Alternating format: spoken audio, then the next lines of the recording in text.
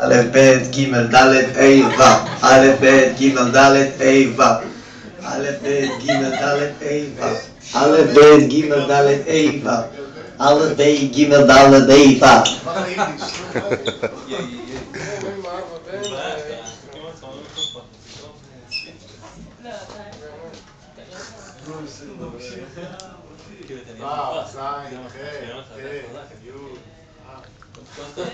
טוב, ככה, הוא לא כל כך הבין את ההוראות שלי, אז תנו לי ללכת לתקן אותו. חבר'ה, זה לא... הוא לא נראה יותר...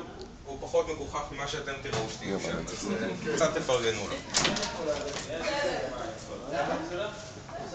אני נראה לי, אני לא אכנס בפריים של החלום הזה. תצלם את התיק של הזה, את התיק של הקריין. עם איזה תיק מוזר הוא מגיע לעבודה. תיק של המסיבות זה? מה זה מסיבות? יאללה, אני אקח איתי איזה משהו שתקרא לך. בוודאי. אוקיי, בואו נשמיע לכם את שלושת המיקרופונים, הם פחות או יותר באותה עוצמה. השולחן במצב מונו. אוקיי, עכשיו אני משמיע לכם את הקונדנסר. בתוך יער אבות היה כפר נסתר שבו חיו יצורים קטנים קטנטנים. אוקיי. קראו להם הדרדסים. מיקרופון דינמי. הם היו טובי לב. לא הרחק משם חי גרגמל המכשף הנורא.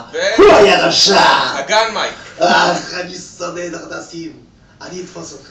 אני אתפוס את כולכם. אתם עוד תראו. זה קשור. אוקיי. שוב פעם, גן מייק. 10:58. להמשיך, אוקיי. מה זה? אני בגן עדן. תראה לו קו לעמוד. קונדנסר אולי גם עוד פה מותיק.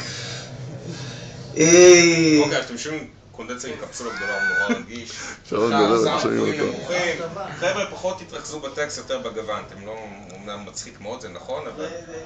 להמשיך עוד? כן, אוקיי, בסדר, אני אמשיך. אני אולי אספר לכם עוד סיפור.